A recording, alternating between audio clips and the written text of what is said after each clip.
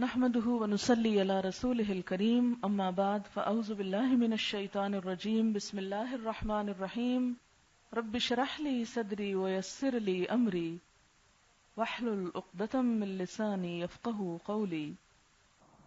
کسی نے لکھا ہے انہوں نے اس سال اپنے دورہ قرآن کی جگہ تبدیل کی جس سے ان کو فائدہ ہوا۔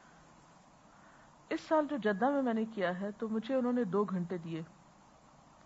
مجھے پہلے دن ہی احساس ہو گیا کہ ان کے لیے 2 گھنٹے بہت زیادہ ہیں، کیونکہ 2 گھنٹے کے لیے ایک ہال میں بیٹھنا اور وہ بھی یوتھ کا ان کے لیے ٹو مچ تھا۔ یہ اے لیولز کے بچے جس میں سیکنڈ ایئر تھی، صرف فرسٹ ایئر بھی نہیں تھی، اس کو پھر میں نے سپلٹ کیا اس ٹائم کو، کیونکہ اب انہوں نے ٹائم ٹیبل اپنا چینج کر لیا تو وہ پلٹ نہیں سکتا تھا۔ میں نے اس کو مختلف چیزوں میں کیا۔ پہلے لیکچر میں تو رمضان کے بارے میں بتایا اور قرآن کی اور یہ جو بھی کہ پورے رمضان میں کیا کرنا ہے، لیکن اس کے بعد پھر یہ تھا کہ میں نے جیسے اگر ذکر الہی پر، چونکہ میں نے یہ پلان کیا تھا کہ 7 دعائیں سکھائیں گے ان کو صبح شام کی، اور ان دعاؤں کو بھی میں لیپ ٹاپ پہ ڈال کے لے گئی تھی۔ اسکرین آلریڈی اویلیبل تھی تو اس پر سامنے ٹیکسٹ لے آتی، اور ساتھ ساتھ اس میں پہلی یہ دوسری دعا ہے آیت الکرسی، تو ہم نے آیت الکرسی کے ساتھ پریزنٹیشن دکھائی اور تھوڑا سا اللہ تعالیٰ کا اس کے تھرو تعارف کرایا۔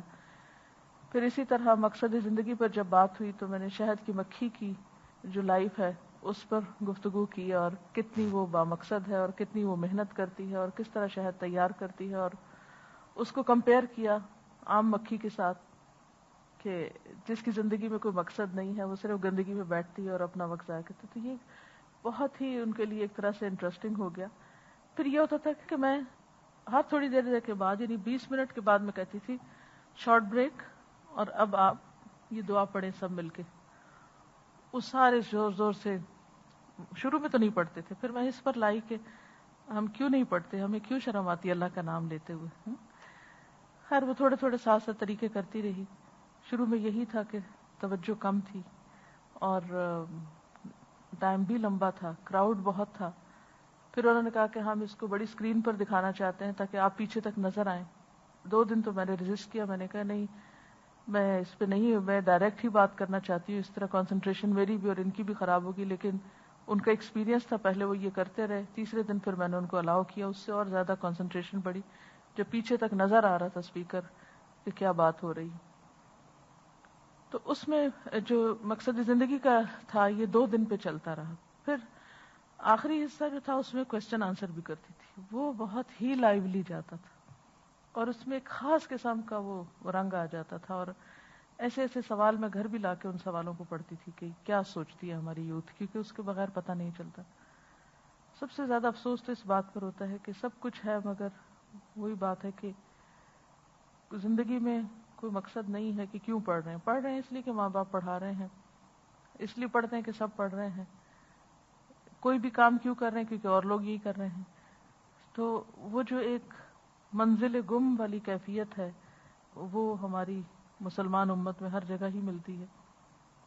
بہرحال اس کے بعد میں نے پھر پہلے ہفتے میں نے بیس بنانے کی کوشش کی کہ لوگ اس پر آئیں تو صحیح کہ وہ سیکھنا شروع کریں یا وہ اس کی اہمیت کو جانیں، اور پھر دوسرے ہفتے میں زبان کی حفاظت، والدین کے حقوق اور ان چیزوں پر، یعنی ان تھیمز پر میں نے بات کی۔ میٹر میرا وہی تھا جو میرا یہاں پر ہوتا ہے، لیکن سٹائل تھوڑا میں نے تبدیل کر لیا تھا۔ جب میں بیچ میں دیکھتی کہ وہ آپس میں بات کرنے لگ گئے یا کچھ، تو میں ادھر سے اشارہ کر کے کہتی اچھا آپ بتائیں گے، آپ بتائیں گے، یعنی اس کو انٹریکٹو بھی ساتھ بنایا۔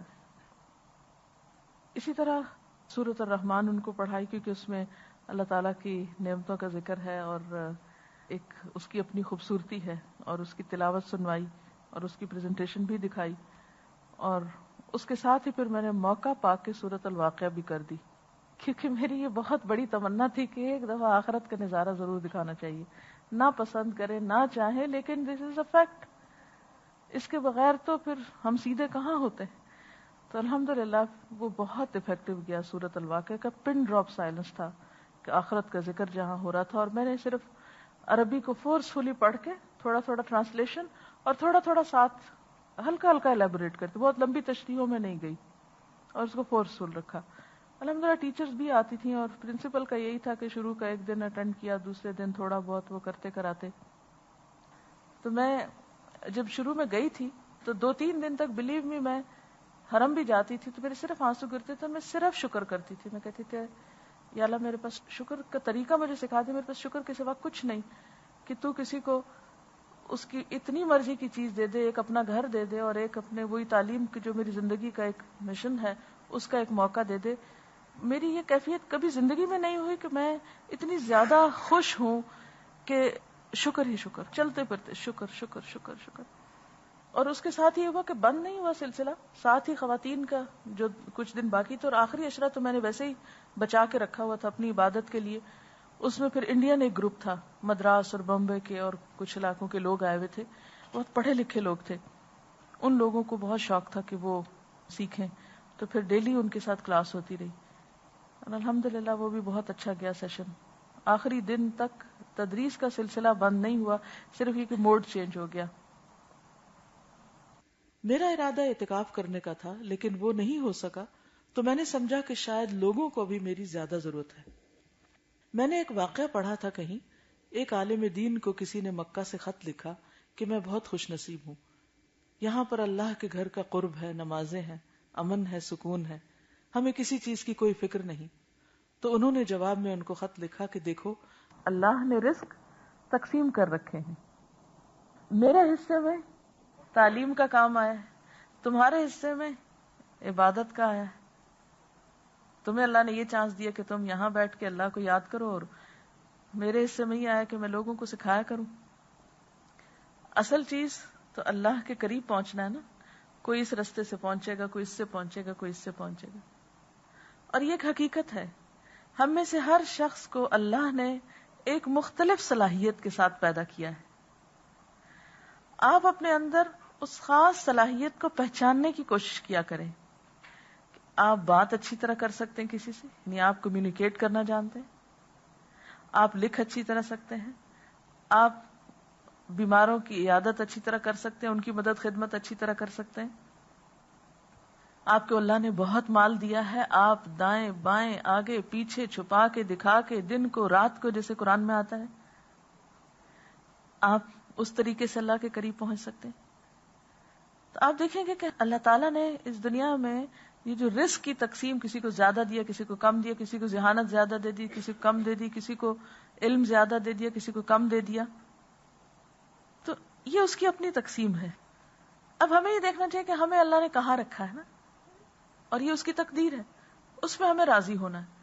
اس ملی ہوئی نعمت یا رزق کو بیسٹ طریقے سے استعمال کرنا ہے. یعنی رزق سے مراد صرف کھانے پینے کی چیز نہیں، ہماری وہ صلاحیتیں بھی ہیں جو اللہ نے ہم کو، ذہانتیں بھی ہیں جو اللہ نے ہم کو دی ہیں، یا اپرچونٹیز یا مواقع جو کچھ بھی ہیں، کہ اس کو ہم کس طرح بہترین سے بہترین راہ پہ لگا کے اللہ کے قریب ہو سکتے ہیں. اگر ایک عورت کتے کو پانی پلا کے اللہ کے قریب ہو سکتی ہے تو کوئی دوسرا کسی اور طریقے سے ہو سکتا ہے. تو اس واقعے سے میرے دل پہ بڑا گہرا اثر ہوا. میں نے کہا کچھ لوگوں کو اللہ نے چنا ہے اپنے گھر کے اعتکاف کے لیے، مجھے چنا ہے تعلیم کے لیے، کہ میں جتنا بھی بھاگنے کی کوشش کرتی ہوں لوگوں سے، جتنا بھی چھپتی ہوں، اتنی پکڑی جاتی ہوں. اب انہوں نے جب کہا کہ آپ سکھائیں تو میں نے کہا چلیں ٹھیک ہے میں سکھاتی ہوں. اب میں نے کیا کیا، ٹارگٹ مقرر کیے، میرے پاس صرف اتنے دن ہیں، یہ لوگ انڈیا سے آئے ہیں، دوبارہ نہیں مجھے ملیں گے، شاید میں ان تک دوبارہ نہ جا سکوں، مجھے کیا کیا کیا کرنا چاہیے، ان چند دنوں میں انہیں کس رستے پہ لگاؤں. ایک تو یہ میں جاؤں ٹائم پاس کروں، الحمدللہ کوئی بھی قرآن پاک کی صورت کھولوں گی، کہیں سے بھی پڑھاؤں گی، اللہ نے اب اتنی توفیق دی ہے کہ کچھ نہ کچھ گزارا کر لوں. ایک تو یہ ہو سکتا ہے. ایک یہ ہے کہ مجھے ان کو کسی راہ پہ لگانا ہے، یہ نہیں کہ یہ چند دن یہاں عمرے کریں، طواف کریں، نمازیں پڑھیں، درس سنیں، اور جب واپس جائیں تو اپنی دنیا میں کھو جائیں. یہ نہیں کرنے دینا ان کو. عام طور پہ ایسے ہوتا ہے نا، عمرے سے واپس آتے چند دن تو بڑا اثر رہتا ہے، پھر اس کے بعد واپس اپنی اصل جگہ. اچھا تو پھر کیا کرنا چاہیے؟ میں نے یہ دیکھا کہ میرے پاس اس وقت ہے کیا. الحمدللہ میرے پاس جو یہاں پر چھوٹے چھوٹے لیفلیٹس چھپے ہیں، نماز با جماعت، جمعۃ المبارک کا دن، رمضان المبارک، اور اسی طرح کے کچھ اور، عمرہ کا چھوٹا جو پیمفلیٹ تھا وہ، دعاؤں کی شفا، استخارہ، یہ وہ آلموسٹ الہدا ایک نظر میں سب کچھ موجود تھا اللہ کے فضل سے. میں نے بلکہ اپنے کمرے میں ہی ڈریسنگ ٹیبل پہ چھوٹا سا اسٹال لگایا ہوا تھا. کوئی مجھ سے آتا تھا ملنے تو میں کہتی تھی کچھ پسند کریں, بیچنے کے لیے نہیں لگایا تھا, ویسے ہی میں کہتی تھی اس میں سے اب کوئی مہمان آتا ہے, روزہ ہے, کھانے کو کیا پیش کر سکتے ہیں آپ, ہاں, تو میں کہتی تھی آپ کچھ پسند کریں, کچھ آپ لینا چاہیں لے جائیں. تو خوشی خوشی لوگ, یعنی جیسے لوگ اپنے ٹرے سجا کے, یا ایک بوفے ہوتا ہے, تو یہ میں نے ایک بوفے سجا رکھا تھا اپنے اسٹیبل پر کہ کوئی بھی آئے تو اس کو آفر کیا جا سکے. یعنی مہمانداری کا یہ بھی تو ایک طریقہ ہو سکتا ہے نا, آپ اپنے گھر کے کسی حصے میں یا اپنے درس کے کمرے میں چھوٹی چھوٹی چیزیں, اور ضروری نہیں کہ ہم بیچنے خریدنے کا ہی کام اس وقت کریں, یہ بھی ہوتا ہے. جیسے میں نے سوچ لیا کہ میں نے صدقہ تو کرنا ہے, ایک صدقہ غریب کو انسان دیتا ہے, ایک فی سبیل اللہ, ایک اللہ کے دین کی تبلیغ میں صدقہ کرتا ہے جس کو صدقہ جاریہ ہم کہتے ہیں. تو یہ ایک طریقہ کرتے ہیں کہ رکھ چھوڑتے ہیں, زیادہ سے زیادہ کتنے پیسے لگیں گے, کتنا خرچ آئے گا اس پر, میکسیمم کیا لگ جائے گا. اسی طرح کچھ سی ڈیز یہاں سے گئی تھی, کچھ کیسٹس سجا کے رکھ دی چیزیں. اب ظاہر ہے کہ جب کوئی آتا ہے اور وہ لیتا ہے تو عام طور پر لوگ اس طرح نہیں کرتے کہ ہر چیز اٹھا کے لے جائیں آپ کی. جب آپ کہتے ہیں نا کچھ چوز کر لیں یا کچھ پسند کر لیں اس میں سے, تو وہ کوئی ایک دو تکلفاً تھوڑا بہت, جیسے آپ کھانے میں تکلف لوگ کرتے ہیں وہاں بھی کرتے ہیں, تو پھر وہ صرف وہی چیز لیں گے کہ جو ان کی واقعی ضرورت ہوگی. تو الحمدللہ وہ ایک تعارف کا بھی موقع. بہرحال میں نے ان چند دنوں کے آخری عشرے کی اس طرح پلاننگ کر لی. میں نے یہ دیکھا کہ یہاں آ کر لوگ کیا کیا غلطیاں کرتے ہیں. پہلے تو تھوڑی اس پر گفتگو, جیسے نماز ٹھیک سے نہیں پڑھتے, یا یہاں تو پڑھتے ہیں گھر جا کے نہیں پڑھتے.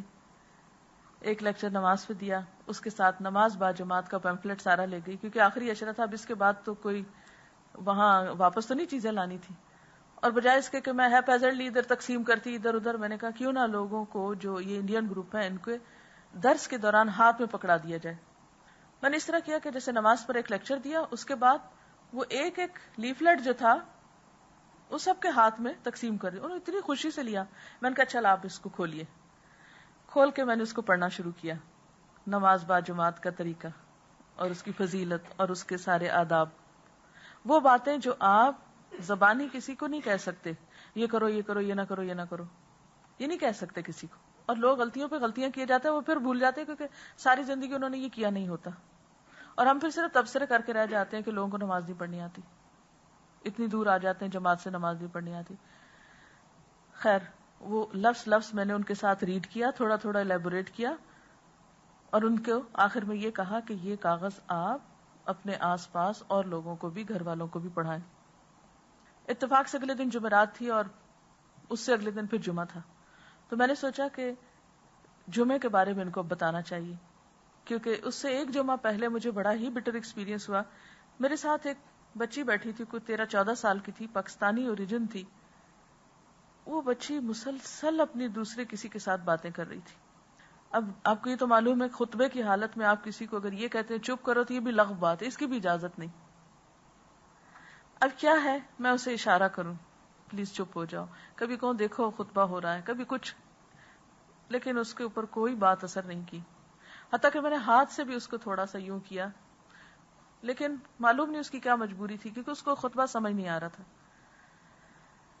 پھر بعض اوقات ایسا بھی ایکسپیرینس ہوا کہ لوگوں کے کپڑوں سے بہت اسمیل آ رہی یا کچھ, تو مجھے لگ رہا تھا, ہمیشہ مجھے ایک ہی ترس آتا ہے کہ ان بیچاروں کو پتا نہیں, اگر پتا ہوتا تو ایسا نہ کرتے. تو میں نے کہا کہ کیوں نہ جمعرات کے دن جمعے کی فضیلت کے بارے میں بتایا جائے. وہی میں نے سورۃ جمعہ پڑھی, سورۃ جمعہ پہ درس دیا پہلے, پھر اس کے آخر میں جا کے آتا ہے نا جمعے کی آیت جو ہے, پھر اس سے کنیکٹ کر کے پھر پیمفلٹ تقسیم کیا اور پڑھنا شروع کر دیا. اس میں احادیث بھی تھیں, اس میں ٹپس دی, سب کچھ ایک ریلیونٹ چیز تھی, لوگ خوش ہوئے. اسی طرح کچھ لوگ ایسے تھے جو اردو نہیں پڑھ سکتے تھے, انگریزی پڑھتے تھے, وائی شوڈ وی پرے اور اس طرح کی کچھ چیزیں. پھر آپ کو پتا ہے کہ لوگوں کو وضو نہیں کرنا آتا, طہارت کا نہیں پتا, تو ایک پمفلٹ ہے نا وضو تیمم طہارت اینڈ سو آن. عمرہ کرتے ہیں لیکن مسئلے انہوں نے پوچھنے شروع کیے کہ اچھا عمرے میں یہ کر سکتے ہیں وہ کر سکتے ہیں, تو میں نے وہ چھوٹا جو عمرے سے متعلق تھا وہ دیا. پھر پریشانیوں کا لوگ فوراً، آپ کو معلوم ہے نا کہ لوگ کیا کرتے ہیں، ادھر آپ درس دیں ادھر آپ کو ایک نہ ایک پکڑ کے کھڑا ہو جاتا ہے، اچھا یہ مسئلہ ہے اب اس کا حل کیا ہے. اب یہ ہے کہ اس کے لیے آپ کے پاس دعائے حاجت اور اس طرح کی چیز جو ہے وہ ضرور ہونی چاہیے تاکہ لوگوں کو آپ ایک صحیح رستے پر لگائیں. تو اس پر پھر آپ ان کو دعائے حاجت پڑھ کے سنا سکتے ہیں، دعائے حاجت کو ایکسپلین کر سکتے ہیں، اور دعائے حاجت کا کارڈ سب کے ہاتھ میں دے سکتے ہیں. اگر آپ سمجھتے ہیں کارڈ افورڈ نہیں کر سکتے تو آپ اس کی فوٹو کاپی کرا لیجئے. 10 کاپیاں 10 روپے میں ہو جائیں گی، کتنا خرچ آئے گا؟ 10 روپے ہم صدقہ کر سکتے ہیں، ہم نہیں بیچے. وہ سب کو ایک ایک پکڑا کے اور وَاسْتَعِينُوا بِالصَّبْرِ وَالصَّلَاةِ کے اوپر آپ چھوٹا سا لیکچر دے سکتے ہیں. یعنی چونکہ آخری عشرہ آ چکا تھا اور آپ کو معلوم ہے کہ آخری عشرے میں راتوں کو بھی جاگنا ہوتا ہے، پھر ایک طرح سے انسان روزہ رکھ رکھ کے تھوڑا کمزور بھی ہو جاتا ہے، یعنی وہ اتنی انرجی نہیں ہوتی.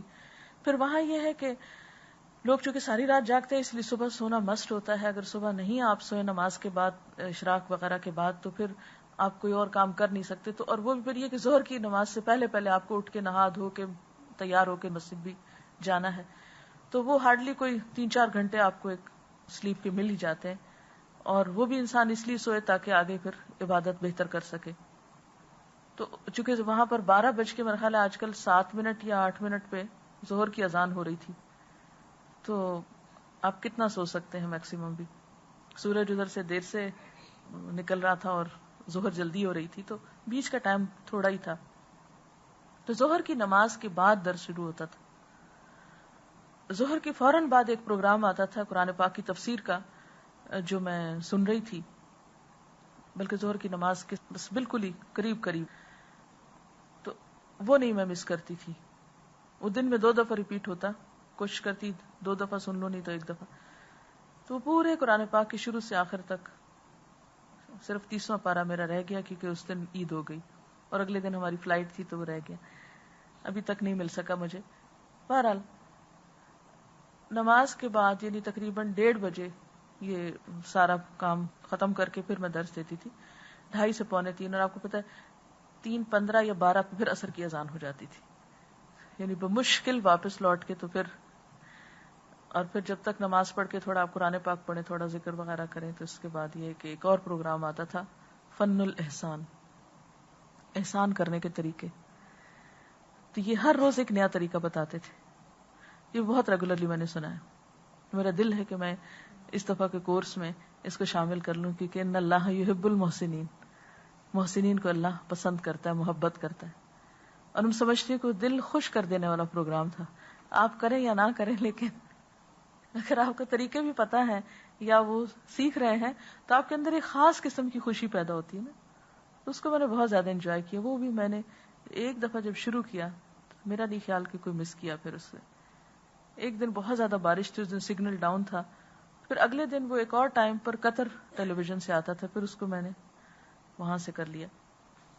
اینی ہاؤ، تو اس میں یہ تھا کہ ٹائم بہت لمیٹڈ ہوتا تھا، تو مجھے اس ٹائم پر سکھانا ہوتا تھا. اس وقت میری اتنی انرجی نہیں ہوتی تھی کہ میں ایک پورا سپارہ بیٹھ کے ان کو پڑھا سکوں، یا میں اپنے دماغ پہ زور ڈال کر کوئی زوردار لیکچر نہیں دے سکتی تھی ان کو. میں ان کو قرآن پاک کا کوئی حصہ پڑھ کے سناتی اور وہ ریلیونٹ ہوتا اس دن کے میرے ٹارگٹ سے کہ آج میں نے ان کو کیا دینا ہے، کیا سکھانا ہے. پھر اسی طرح قرآن پاک کی اہمیت پہ بات ہوئی. پھر تعلیم القرآن 10 پاروں کی CDs تھی، بعد میں پہنچی تھی الحمدللہ. اس پر میں نے ان کو 28ویں روزے میں نے انہیں اپنا ٹارگٹ پورا کر لیا کہ آپ یہاں سے جائیں گے گھروں کو، آپ روزانہ صبح کے وقت ٹائم نکالیں گے، یہ سنیں گے، اس طرح لکھیں گے، یہ کریں گے، یہ کریں گے.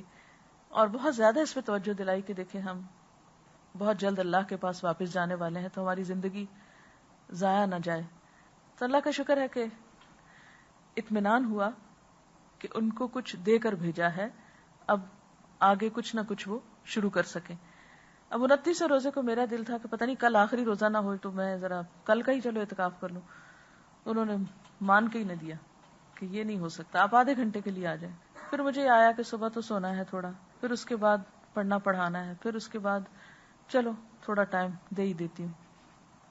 اس میں پھر میں نے قو انفسکم واہلیکم نارا، کل تک تو اپنے لیے تھا کہ خود پڑھو، اور پھر آخری لیکچر بھرپور طریقے سے اس بات پر تھا کہ اپنے گھر والوں کی بھی فکر کرو. اپنے بچوں کی بھی فکر کرو، اپنے ہمسایوں کی، آس پاس کے لوگوں کی، اور ایون جو نان مسلمز آپ کے آس پاس رہتے ہیں ان کو بھی دین کی طرف بلاؤ. تو الحمدللہ اس طرح ایک ٹارگٹ سامنے رکھ کے ایک پلاننگ کے ساتھ چند دنوں میں، چند گھنٹوں میں ایک مفید چیز اللہ تعالیٰ نے سکھائی. تو آپ سے بھی میں یہی کہوں گی کہ اپنے رمضان کے بعد چاہے آپ ویکلی کلاس لیں، چاہے آپ ڈیلی کلاس لیں، کوئی بھی آپ کے سامنے جو ٹارگٹ ہے اس کو پلان کریں کہ آپ نے کیا دینا ہے، کیا سکھانا ہے، کیا ہونا چاہیے. ابھی تک آپ کیا سکھا چکے، کیا نہیں سکھایا. اب آپ کے اسٹوڈنٹس رمضان میں اگر پورا قرآن پاک سن چکے ہیں تو اب ان کو کیا سیکھنے کی ضرورت ہے اور کیا دینا چاہیے. مثلاً آپ لوگوں کا حدیث کورس جو ہے وہ اسی ایک پلاننگ کا نتیجہ ہے جو مختلف لوگوں نے بیٹھ کے مشورے کیے اور پلاننگ کی کہ اب آپ لوگ قرآن پاک پڑھ چکے ہیں، کورس ایک کر چکے ہیں، رمضان میں ابھی وقت ہے، بیچ کے ٹائم کو اگر کسی مفید چیز میں نہیں گزارا گیا تو اندیشہ ہے اس بات کا کہ ہم پچھلا اثر بھی کھو بیٹھے اور آئندہ کے لیے بھی ہم دین سے دور نہ ہو جائیں. تو اس پر یہ تھا کہ چلیے آپ قرآن پاک کی دہرائی کر لیں، ترجمے کی، آپ مزید کوئی نئی چیز سیکھ لیں، عربی پڑھنا سیکھ لیں. تو یہ ایک ٹارگٹ مقرر کیا گیا کہ چلیں 6 ہفتے یا جو بھی تھا وقت، اس میں اتنے دن اتنے گھنٹے کے لیے یہ چیز آپ اس طرح سن لیں، یوں پڑھ لیں، یوں پڑھا لیں، یہ سیکھ لیں، یہ سکھا لیں. تو آپ نے دیکھا ہوگا کہ وہ جو آپ نے پلاننگ کی اس سے رمضان سے پہلے کا وقت بھی کتنا مفید گزرا، ایک یوزفل ایکٹیویٹی میں گزرا.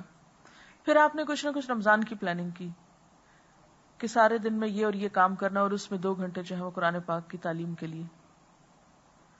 اگر آپ یہ پلاننگ نہیں کرتے اور کبھی کسی وقت کچھ کر لیتے اور کسی وقت کچھ اور کسی وقت کچھ تو بات نہیں بنتی. اب یہ ہے کہ ڈیلی پلاننگ، آج کیا کیا کیا کرنا ہے، ہفتہ وار پلاننگ، اس میں مثلاً ایک دن میری کلاس ہے تو اس کلاس میں میں نے اس دفعہ کیا دینا ہے. اچھا میرے لوگوں کو مثلاً جمعے کے دن کی فضیلت نہیں پتا، مجھے اس کے لیے منگوانے ہیں پیمفلٹس، چلو میں 20 منگوا لیتی ہوں، 20 کی کلاس ہے 20 منگوا لیتی ہوں. اچھا وہ لکھ لیں کہ یہ پیمفلٹ منگوانے کلاس کے آخر میں مجھے پڑھ کے سنانا ہے فار ایگزامپل، یا کوئی حدیث پڑھ کے سنانی، یا کوئی نئی چیز آپ نے اپنے ان کو سکھانی، اس کو پہلے سے ہی آپ کر لیں. پھر ایک منتھلی پلاننگ کریں اور یہ ہر مہینے کے شروع میں کر لیا کریں. ٹھیک ہے نا؟ مثلاً دسمبر کے مہینے کی میری یہ پلاننگ ہے، دسمبر میں مثلا میں نے یہ اور یہ اور یہ کرنا ہے. فار ایگزامپل آپ ایک ٹارگٹ رکھیں، ایک سورت یاد کرنی، 5 حدیثیں زبانی یاد کرنی، فلاں ایک کتاب مجھے پڑھنی. ٹھیک ہے نا؟ کوئی ایک کتاب اپنی ریڈنگ کے لیے آپ مقرر کر لیں. اچھا اب کیا ہوگا ان شاء اللہ تعالیٰ، چاہے آپ بزی بھی ہیں نا، چونکہ آپ نے اپنے اوپر ایک کام مسلط کر لیا ہے تو آپ کا ہو بھی جائے گا. اور اس طرح آپ اگر ایک ترتیب کے ساتھ زندگی گزاریں گے تو ان شاء اللہ تعالی آپ ارتقاء کی طرف بڑھیں گے، ترقی کرتے جائیں گے، ذہنی، روحانی، جذباتی. اور اگر آپ کی زندگی میں کوئی پلاننگ اور ٹارگٹ ہے ہی نہیں کہ آپ نے کیا بننا ہے، کیا کرنا ہے. اچھا ہم سب نے کیا پلاننگ کی ہوئی ہے اور کیا ٹارگٹ رکھا ہوا ہے؟ اللہ کی رضا حاصل کرنی ہے. ابھی کس طریقے سے کون سا کام کر کے کتنی دیر کر کے، اور کیا ہے آپ کی زندگی کا مقصد؟ دین کی خدمت کرنا ہے. بھی کیا خدمت کرنی؟ وہ خدمت کا طریقہ بھی تو پتا ہو. سو کے خدمت کرنی ہے یا گپ شپ سے کرنی ہے یا گھوم پھر کے کرنی، کیا کرنا ہے؟ تو یہ آپ ہدف رکھیں. پھر آپ اپنے سال کا کچھ نہ کچھ ہدف رکھیں کہ اس سال میں نے دورہ قرآن کرانا ہے. اچھا کہاں کرانا ہے؟ ابھی تو میری سمجھ میں نہیں آ رہا کہاں کرانا ہے. ٹھیک ہے، سوچیں. پھر اگر آپ نے کہیں لکھ کے رکھا ہوا یہ میں سوچتی ہوں کہ اس سال میرے خواب پورے ہوں، تو پھر آپ ذرا سا دیکھیں کہ اچھا کب تک پھر مجھے یہ کام کر لینا چاہیے. تو اس طرح انشاءاللہ آپ اپنے وقت کو زیادہ بہتر اور مفید طریقے سے گزار سکتے ہیں. تو ہماری گفتگو کا آغاز اس بات سے ہوا تھا کہ انہوں نے اس سال اپنے دورہ قرآن کی جگہ تبدیل کی، جس سے ان کو فائدہ ہوا، کیونکہ نئے اسپیکر سے، نئے سسٹم سے لوگ بہرحال پھر ایک دم سے فریش ہو جاتے ہیں. اور اگر آپ ایک ہی جگہ پر بار بار کرتے رہیں گے تو کچھ عرصے کے بعد لوگوں کے اندر سے وہ سن کے عادی ہو جائیں گے. فطال علیہم الامد فقست قلوبہم، مدت گزرنے کے ساتھ ساتھ دل سخت ہوتے جاتے ہیں. وہ کہتے ہیں ہاں یہ بات تو ہمیں پتہ ہے. نئی نہیں رہتی نا، پہلے دورہ قرآن کا اثر اور ہوتا ہے، دوسرے کا اور ہوتا ہے، تیسرے چوتھے کا اور ہو جاتا ہے. لا محالہ آپ کو نئی چیزیں ایڈ کرنی چاہیے. اب اگلے رمضان کی جیسے میں اپنے لیے تھوڑی سی پلاننگ کر رہی ہوں کہ انشاءاللہ اگر موقع ملا تو میں صورتوں کے اعتبار سے کچھ کرنا چاہتی ہوں. ابھی تک پاروں کے اعتبار سے ہو، تو اب میں چاہ رہی تھی کہ صورتوں کے اعتبار سے، صورتوں کے تھیم کے اعتبار سے. لیکن ابھی دیکھتے ہیں کہ فائنل نہیں ہوا کچھ بھی. اچھا ایک اور بات یہ کہ پلاننگ میں آپشن بھی رکھ لیا کریں، کیونکہ اگر ایک نہ ہو سکے تو دوسرا، دوسرا نہ ہو سکے تو تیسرا، یعنی پرائرٹی نمبر 1 2 3 پرائرٹی ضرور ہوں. ایسا نہ ہو کہ ہم ایک حتمی آخری فائنل چیز بنا لیں اور وہ نہ ہو تو مایوسی کے گڑھے میں جا گریں. ٹھیک ہے نا، 1 2 3 یعنی 1 1 2 2 3 3 4 1 2 3 4 یہ آپشنز ہیں میرے پاس. اگر یہ ہو گیا یعنی پہلے تو نمبر 1 کے لیے کوشش کریں، لیکن اگر آپ دیکھیں کہ اسباب نہیں جڑ رہے اس کے لیے تو 2 کے لیے، یا عین سال کے بیچ میں، مثلا سال کے بیچ میں کوئی نئی راہ آپ کے سامنے آ گئی تو اس موقع پر پھر اس کا جائزہ لے کر اس کو بھی اپنے اس میں شامل کر لیں. ٹھیک ہے نا. اور کوئی کچھ کہنا چاہے آپ میں سے؟ جی آپ. جی ہاں.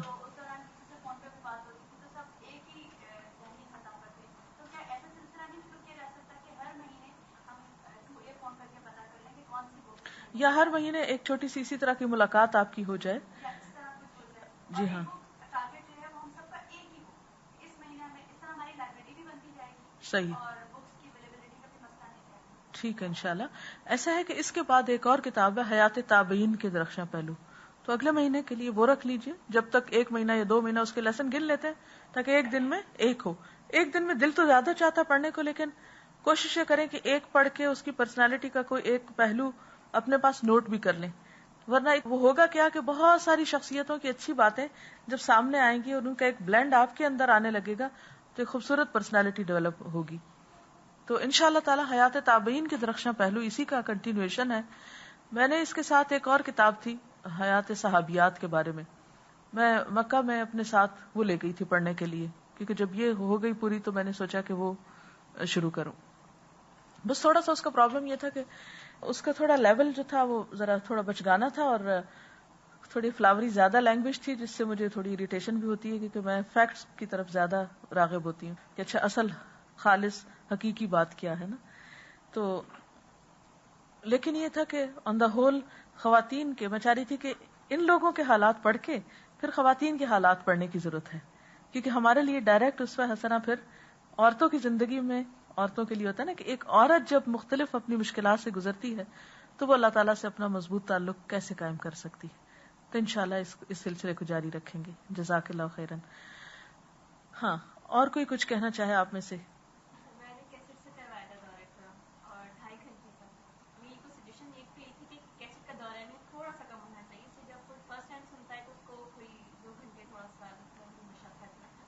اس میں آپ یہ کر سکتے ہیں نا کہ 1 گھنٹہ آدھا گھنٹہ سنا کے جب کیسٹ بدلنے کی باری ہے، اگر کوئی بہت تیز بات نہ چل رہی ہو تو اس موقع پر کوئی حدیث کی کتاب اپنے پاس رکھ لیں یا کوئی تلاوت، یا یہ کہ ان سے پوچھ لیں تھوڑا سا 5 منٹ کا ٹارگٹ رکھ کے یا 3 منٹ کا کہ اچھا اس میں سے اس حصے میں سے آپ نے کیا سنا. تھوڑی سی جب گفتگو کر لیں گے ان کا بھی خون تیز ہو جائے گا. کیوں؟ جب آپ سے کوئی مثلا میں آپ سے کچھ پوچھوں گی تو سب سے پہلے کیا ہوگا؟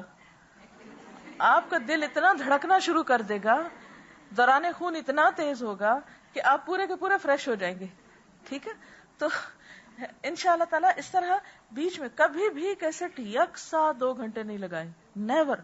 ہمیشہ آدھے گھنٹے کے بعد بریک کریں. اگر آدھے میں ممکن نہ ہو تو 1 گھنٹے کے بعد تو ہر صورت. کیونکہ آپ کو پتا ہے جب میں لائیو بھی پڑھا رہی ہوتی ہوں تو اس میں بھی میں بریک کرتی ہوں تھوڑی سی، تاکہ آڈینس جو ہے وہ تھوڑا سا ریلیکس ہو جائیں.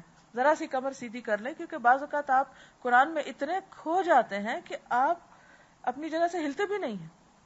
تو وہ بہت ضروری ہوتا ہے مزید ابزارب کرنے کے لیے. اور اس کا بہترین طریقہ یہ ہے کہ آپ ان سے ضرور پوچھیں کہ انہوں نے کیا سیکھا ہے، کیا سنا ہے، کیونکہ بعض اوقات کہا کچھ جاتا ہے اور وہ کچھ اور سمجھے ہوئے ہوتے ہیں، تو اس کی اصلاح بھی ضروری ہوتی ہے.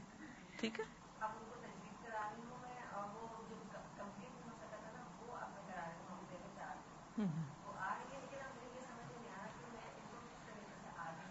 یعنی تجوید اور ریاض الصالحین کا کمبینیشن ہو سکتا ہے.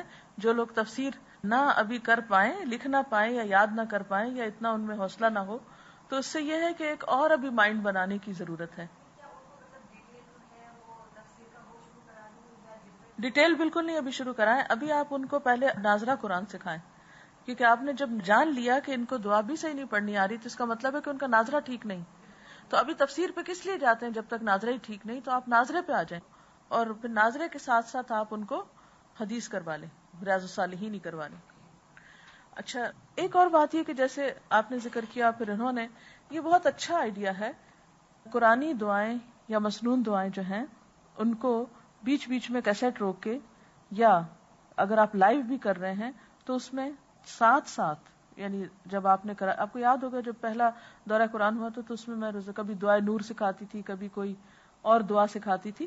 تو شروع یا آخر میں بھی دعا سکھائی جا سکتی ہے، کیونکہ رمضان میں دعاؤں کا بہت فائدہ ہوتا ہے. جتنی دعائیں لوگ مانگیں گے ان کے نصیب کھلیں گے انشاءاللہ. اچھا، ایک اور بات یہ ہے کہ آخری راتوں میں جیسے حرم میں تھے ہم تو قیام اللیل ہوتا ہے. اب جو قیام اللیل تھا اس میں اتنے لمبے رکوع، اتنے لمبے سجدے کہ میں نے زندگی میں واقعی پہلی دفعہ اتنے لمبے صلاۃ و تسبیح کے علاوہ اتنے لمبے سجدے کیے. اب صلاۃ و تسبیح میں تو وہ تسبیح پڑھتے پتہ ہی نہیں چلتا، لیکن اب مسئلہ یہاں یہ تھا کہ عام تسبیح جو ہے وہ کتنی دفعہ پڑھیں، اور عادت بھی نہیں تھی، اور میرا تو جسم بھی کافی بھاری ہے کہ ہاتھوں کے اوپر صحیح سجدے کی پوزیشن میں. پہلے دن تو میں بالکل فرش پہ کھڑی تھی، تو جب میں اٹھی تو بالکل بھیگا ہوا تھا سانسوں سے اگلی یعنی سجدے کی جگہ نا. پھر اس کے بعد میں نے اپنی پوزیشن اور تھوڑی درست کی سجدے کی، ہاتھوں کی، کیونکہ ہاتھ بھی اگر ذرا ٹیڑھے رکھے ہوئے آپ نے تو بھی آپ صحیح سجدہ نہیں کر سکتے. ہاتھوں کی پوزیشن صحیح کی، اپنے ماتھے کی ناک کی ٹخنوں کی، گھٹنوں کی، پاؤں کی، انگلیوں کی، جتنا صحیح پوزیشن آئی اتنا اچھا سجدہ ہوا. دوسرا کام میں نے یہ کیا کہ مسنون دعاؤں کا جو حصہ تھا قرآنی اور مسنون دعاؤں میں سے وہ کھول کے پاس رکھ لیا. ہر 2 رکعت سے پہلے میں اپنے دماغ میں ترتیب تازہ کر لیتی کہ پہلی دعا یہ ہے، دوسری یہ، تیسری یہ، چوتھی یہ، پانچویں یہ. اچھا، جب میں سجدے میں ہوتی تو میں شروع سے شروع کر دیتی اللہم فقہنی فی الدین، وہاں سے شروع کر دیتی. اس سے اتنا لطف آیا مجھے سجدوں میں کہ ابھی میرا دل چاہتا تھا ختم نہ ہو اب. اور ایک دم اللہ اکبر ہوتی تھی، میں کہتی اوہو میری تو بھی یہ دعا بھی رہتی تھی. کچھ دعائیں مانگنے میں ایسا مزہ آیا کہ 2 3 دفعہ بھی دل چاہتا تھا وہ چیز مانگے اللہ سے نا، کیونکہ انسان سب سے زیادہ قریب اللہ کے سجدے میں ہوتا ہے. تو اس وقت اگر انسان، آپ صلی اللہ علیہ وسلم نے حکم بھی دیا ہے کہ تم پھر دعا میں کثرت کرو، ہاں زیادہ دعا مانگو. تو آپ لوگ بھی جن کو دعائیں یاد ہیں وہ اپنی تہجد میں اب بھی یہ کر سکتے ہیں، اور جن کو یاد نہیں ہے یا جو آپ کے آگے رمضان کے اسٹوڈنٹس ہیں جیسے آپ جائیں گی انشاءاللہ، تو قرآنی اور مسنون دعاؤں کی ایک کتاب جو ہے وہ اپنی طرف سے ایک طرح سے ہدیہ کر دیں، یعنی ایک طرح سے صدقہ ہو جائے گا آپ کا. وہ جتنی مانگیں گی ان کی مانگی ہوئی آپ کو بھی لگتی جائیں گی انشاءاللہ، کیونکہ وہ آپ سبب بنے گی نا. کیونکہ دیکھیں مہینے میں ہمیں ٹارگٹ رکھنا چاہیے، مہینے میں اتنا صدقہ تو کرنا ہے فی سبیل اللہ، اتنا غریب کو کھانا کھلانا ہے، اتنا مثلا ایک غریب کو کھانا کھلانا. اسلام آباد والوں کا فون آیا تو میں نے ان کو ایک ٹارگٹ دیا، میں نے کہا سارے اسٹوڈنٹس کو، جتنے کورسز ہیں سب اسٹوڈنٹس کو، کوئی غریب ہے کہ امیر ہے، سب کو کہیں رمضان میں ایک وقت کا کھانا سب کھلائیں، کسی کو بھی کھلائیں، مگر ایک وقت کا انٹینشنلی رمضان کے ثواب کی نیت سے. کیونکہ آپ نے سورۃ الدہر کے آخر میں بھی پڑھا ہوگا وَيُطْعِمُونَ الطَّعَامَ عَلَىٰ حُبِّهِ مِسْكِينًا وَيَتِيمًا وَأَسِيرًا إِنَّمَا نُطْعِمُكُمْ لِوَجْهِ اللَّهِ لَا نُرِيدُ مِنكُمْ جَزَاءً وَلَا شُكُورًا. کیونکہ اللہ تعالیٰ کے نزدیک پسندیدہ ترین اعمال میں سے یہ جو فن الاحسان تھے نا، احسان کے طریقے، انہی میں سے ایک دن انہوں نے اس موضوع پر بھی بات کی تھی کہ کھانا کھلانا جنت میں لے جانے والے کاموں میں سے. ہم تو عموماً تکلفاً دعوت، دکھاوے، ریاکاری کے کھانے کھلاتے ہیں کہ لوگ تعریف کریں واہ واہ کیا پکایا اور کیا سجایا، اور صرف ایک نمود و نمائش کی طرف ہمارا رجحان زیادہ ہو گیا. تو اس میں ایک کھانا ضرور کھلائیں کسی کو. تو آپ مہینے کا ٹارگٹ رکھ لیں، ایک صدقہ میں نے یہ کرنا ہے، ایک یہ کرنا ہے، ایک یہ کرنا ہے، ایک یہ کرنا ہے. مثلا احسان کے اگر 30 طریقے اللہ توفیق دے تو اگر موقع ملا مجھے تو نئے کورس میں چاہوں گی کہ میں سکھاؤں یہ طریقے نا، تو مہینے کا ٹارگٹ رکھ لیں کہ یہ 30 احسان میں نے مہینے میں کرنے. آپ ہو نہیں سکتا آپ کسی پہ احسان کریں تو اللہ آپ پر نہ کرے، ٹھیک ہے نا. اس میں جو آپ کی مد فی سبیل اللہ خیرات کی اللہ کے دین کو پھیلانے کے لیے ہے، اس میں آپ کیا کر سکتے ہیں کہ ایسی ہی مسنون چیزیں اپنی جیب سے خرید کے اپنے شاگردوں کو، دوستوں کو، کسی کو اور دیں، اور صرف بانٹے نہیں بلکہ میک شور کے پڑھ رہے ہیں نا، اور اس میں ان کو مثلا پڑھانا شروع کر دیں. ہر کلاس میں ایک دعا یاد کرا دیں، 3 دفعہ کلائیں، 7 دفعہ کلائیں، 10 دفعہ، 15 دفعہ، اور پھر ان کو 7 طریقہ بتائیں. دیکھیں ہر نماز کے بعد یہ دعا مانگیں. آپ اپنے والدین کے لیے مانگیں گے، آپ کی اولاد آپ کے لیے فرما بردار بنے گی. مثلا ان کو یہ فائدہ اس کا بتائیں، کیونکہ جو والدین کے ساتھ احسان کرتا ہے ان کی اولاد ان کے ساتھ لازماً احسان کرتی ہے، کیونکہ حل جزاء الاحسان الا الاحسان. کیا احسان کا بدلہ احسان کے سوا کچھ اور ہو سکتا ہے؟ تو انشاءاللہ تعالیٰ آپ اپنے والدین کے لیے محسن بنے، وہ آپ کی اولاد آپ کے لیے محسن ہوگی انشاءاللہ. تو اگر آپ عام لوگوں کو یہ بتائیں گے نا، کیونکہ ہر کوئی کتنا پریشان ہوتا ہے اپنے بچوں کے لیے، کتنا یہ مسائل ہے نا عوام میں کہ بچے بات نہیں مانتے، بچے بدتمیزی کرتے، بچے پوچھتے نہیں، بچے چھوڑ گئے ہیں، بچے یہ بچے وہ. تو اس میں آپ مثلا رب ارحمہما والی دعا آپ نے سکھائی، اس کا ترجمہ آپ بتائیں، اس کا معنی بتائیں، ان کو طریقہ بتائیں. اچھا آپ یہ نماز کے فرض نماز کے بعد دعا قبول ہوتی، دیکھو اذان کے بعد آسمان کے دروازے کھلتے ہیں، دعائیں قبول ہوتی ہیں اور رد نہیں ہوتی اس وقت کی، اس وقت یہ پڑھیں. ہفتے میں اگر ایک ایک دعا بھی سکھاتے گے تو آپ دیکھیں اس میں مثلا 40 دعائیں ہیں. سال میں یہ عوام بیچاری 40 قرآنی دعائیں زبانی پڑھنا شروع کر دے گی. وہ پڑھیں گے، جتنی وہ پڑھیں گے اتنی وہ قبولیت آپ کے لیے بھی ساتھ ساتھ ہوتی چلی جائے گی. اور یہ ایک دعا کا سکھانا 5 سے 10 منٹ لینے کا. ہفتہ وار کلاس میں اگر ایک دعا 5 سے 10 منٹ تک آپ نے ایڈ کر لی اور لوگوں نے پڑھنی شروع کر دی تو انشاءاللہ وہ اللہ کے قریب ہوں گے. ٹھیک ہے، وہ اس میں آ جاتا ہے. اگر یہ نیت کر لیں میں نے صرف اللہ کی رضا کے لیے کھلایا، اس لیے نہیں کھلایا کہ لوگ میری تعریف کریں، یا اس لیے نہیں میں نے کھلایا کہ لوگ مجھے کھلائیں، بس میں نے انما نطعمکم لوجہ اللہ لا نرید منکم جزاء ولا شکر، شکریہ بھی نہیں چاہیے. بلکہ کوئی شکریہ کا لفظ بولے تو اس کو بھی اپنے آپ کو روکا کرے کہ مجھے ایکسپیکٹ نہیں کرنا شکریہ کسی سے. کوئی کرتا ہے تو یا اللہ تو قبول کر لے، جب کوئی شکریہ ادا کرے یا اللہ تو قبول کر لے. ٹھیک ہے نا. اور پھر یہ نہیں کہ ایک دم بہت آئے اور ایک دم بالکل ختم. چائے کی پیالی کر لیں، بسکٹ کر لیں، کچھ ایک چیز ایک آدھ آئٹم چھوٹا موٹا آپ اس میں کر لیں، انشاءاللہ رزق میں برکت ہوگی. دوسرا یہ سنت کی پیروی کی نیت سے کریں. نبی صلی اللہ علیہ وسلم نے جب سب سے پہلے اپنے رشتہ داروں کو دین کی طرف بلایا تھا تو صرف دین کی طرف نہیں بلایا تھا، کھانے پر بلایا تھا. تو اگر آپ سنت کی پیروی کر لیں، اجر کی نیت کر لیں، تو آپ کسی کو بھی کھلائیں. آپ کو یہ حدیث پتا ہے نا کہ خواہ کوئی پرندہ کھا جائے، خواہ کوئی درندہ کھا لے، خواہ چوری ہو جائے، اس پر بھی اجر ہے.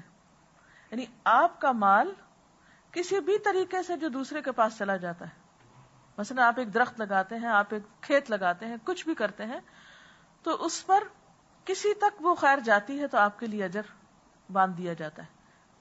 ٹھیک ہے جی. آپ الحمدللہ الحمدللہ. میں خود جب یہاں سے گئی تھی میں صحیح طرح سجدہ نہیں کر پاتی تھی، میری ٹانگ کی اتنی زیادہ آخری دنوں میں تکلیف بڑھ گئی تھی کہ میں رکوع اور سجدے سے بھی ایک طرح سے لاچار ہو گئی تھی. تو الحمدللہ زمزم اس نیت سے پیتی رہی کہ اللہ تعالیٰ شفا دے، کیونکہ زمزم جس نیت سے پیا جائے اللہ تعالیٰ اس کو پورا کرتا ہے. آپ کو معلوم ہے حضرت حاجرہ کے پاس جب کھجوریں اور پانی سب ختم ہو گیا تو ان کے پاس صرف ایک غذا تھی اور وہ زمزم تھا. یعنی وہ پانی جو ہے وہ کھانے کا کھانا ہے اور پینے کا پینا ہے. تو طعام طعمن ہے.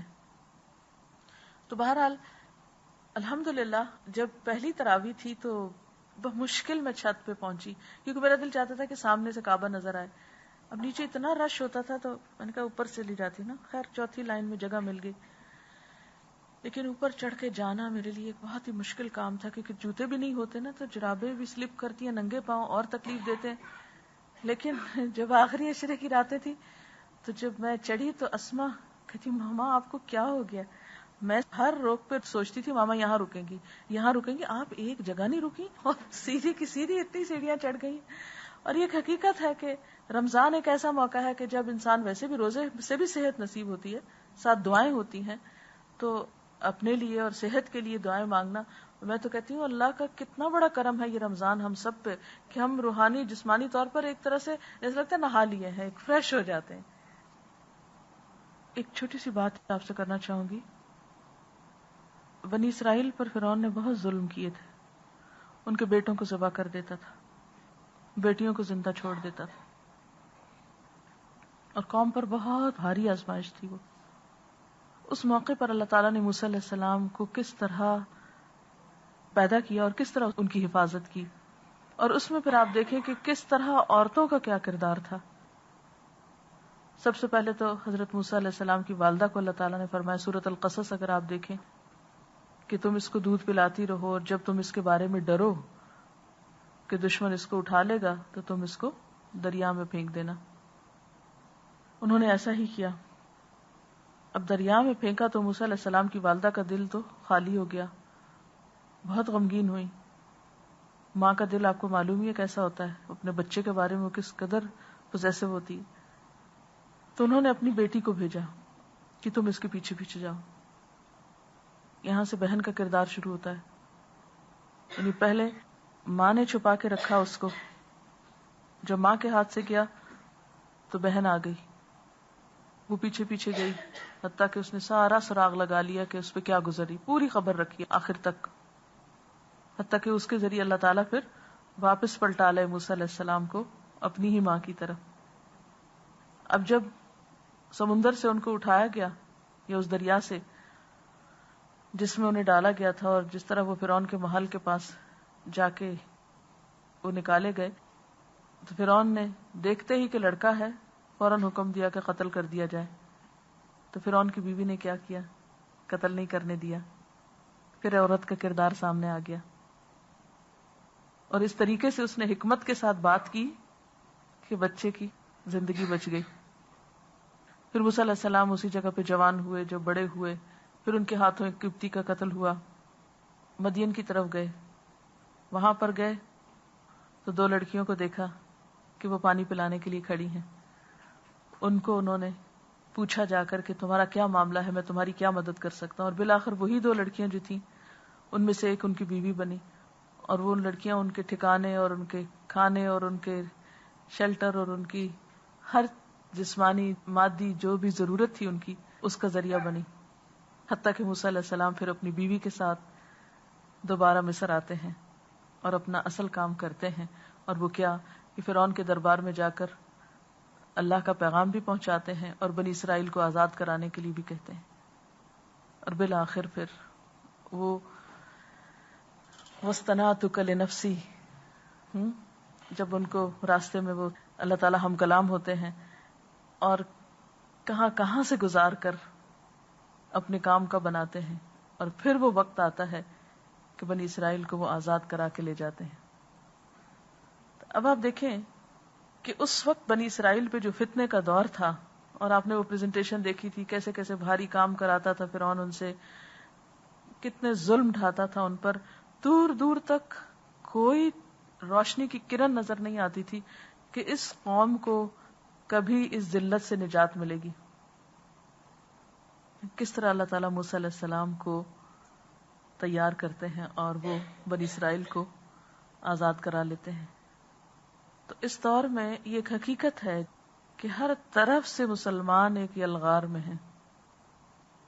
ایسے میں آپ خواتین کا کردار, دین کی خدمت, قرآن کی خدمت, اس قرآن کو آگے نسلوں تک پہنچانا.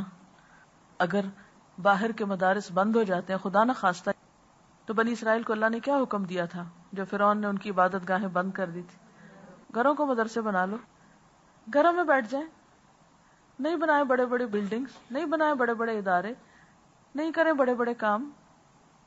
ہمیں تو زندگی کے آخری لمحے تک کام کرنا ہے. ہم نے تو یہ ارادے کیے ہوئے کہ اپنی جان بھی اسی راستے میں دینی ہے انشاءاللہ تعالی.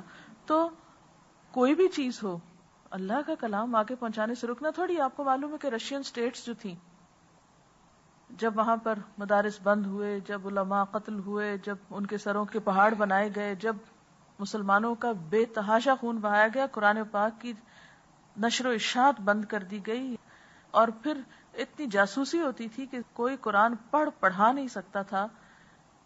تو آپ کو معلوم ہے کہ جس وقت فال ہوا ہے رشیا کا, اس کے بعد انڈر گراؤنڈ تہ خانوں میں سے ایسے ایسے مدارس ملے ہیں اور ہزاروں کی تعداد میں قرآن کے پڑھنے پڑھانے والے نکلے ہیں جو بالکل انڈر گراؤنڈ چلے گئے تھے. لیکن قرآن کی تعلیم بند نہیں ہوئی. اس کتاب کی حفاظت کا ذمہ اللہ نے لیا ہوا ہے. میں اور آپ خدمت نہیں کریں گے, کوئی اور کرے گا. یہ عین ہماری سعادت ہے کہ ہمیں اتنے آزادی کے ساتھ یہ کام کرنے کا موقع ملا ہوا ہے. اس نعمت کی قدر کرنی چاہیے, اس وقت کی قدر کرنی چاہیے, اس پر شکر ادا کرنا چاہیے. اور اس کے لیے سب سے بڑی بات ہے کہ آپس کے اختلافات کو ختم کرنا چاہیے. سب دینی جماعتوں کو ایک دوسرے کی رسیاں مت کھینچے, ایک دوسرے کے ساتھ مت ٹکرائیں, کیونکہ دشمنوں میں کچھ نہیں, کوئی اور کچھ نہیں کر سکتا. اگر نقصان ہوا تو آپس کے ٹکراؤ سے ہوگا. ان نفرتوں کو ختم کریں. اور چھوٹی چھوٹی باتوں پہ ایک دوسرے سے ناراض ہو جانا, چھوٹی چھوٹی باتوں پہ بدگمان ہو جانا, چھوٹی چھوٹی باتوں پر ایک دوسرے سے ٹکرانا, یہ نقصان دے سکتا ہے, باہر سے کوئی نہیں دے سکتا. جتنی مرضی کوئی سازشیں کر لیں, اگر آپ کا ارادہ زندہ ہے, اگر آپ کا عزم جمع ہے, اگر آپ کی نیت سچی ہے, اس دین کو کوئی نقصان نہیں دے سکتا. لیکن اگر آپ کو دین سے زیادہ اپنی ذات عزیز ہے, اپنے مفادات عزیز ہیں, تو پھر اللہ تعالیٰ ان تتولوا یستبدل قوما غیرکم ثم لا یکونوا امثالکم. سب آپ پہ ڈیپینڈ کرتا ہے کہ آپ کیا چاہتے ہیں, آپ اللہ کے ساتھ کتنے سچے ہیں. ہاں, آپ کچھ کہنا چاہیں گے؟ جو کتابیں ہم نے کورس میں پڑھائی کی ہیں نا, جو باہر سے آتے ہیں نا, تو وہ لوگ کہتے ہیں ہمیں اچھی اچھی بکس, تو میں جو ہائی لائٹس کر کے دیتی ہوں نا, تو وہ ان کو ذرا اچھی لگتی ہیں. اب وہ آئی ہیں تو اب کیا میں ان کو دے دوں؟ دے دیں, کوئی بات نہیں. میں اپنی کتاب ساتھ لے گئی تھی, میں نے اپنے ہاتھ سے نوٹس بنائے ہوئے تھے, میں نے اپنے کچھ جذبات کا اس میں اظہار کیا ہوا تھا. اب یہ ہوا کہ جدہ میں ہماری ایک اسٹوڈنٹ تھی, اسلام آباد 3rd بیچ کی, وہ وہاں پر کلاسز لے رہی تھیں, اور کچھ میں نے اس کو نئے مشورے دیے.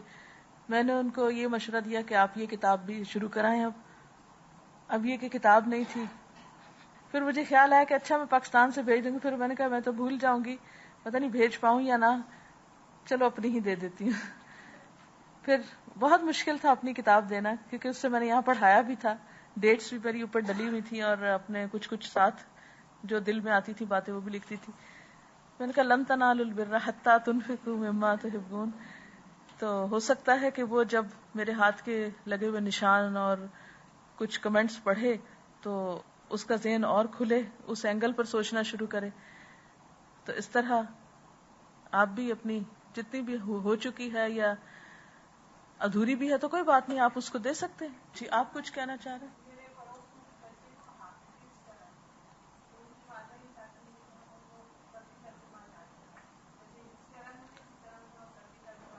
عمر کیا ہے ان کی؟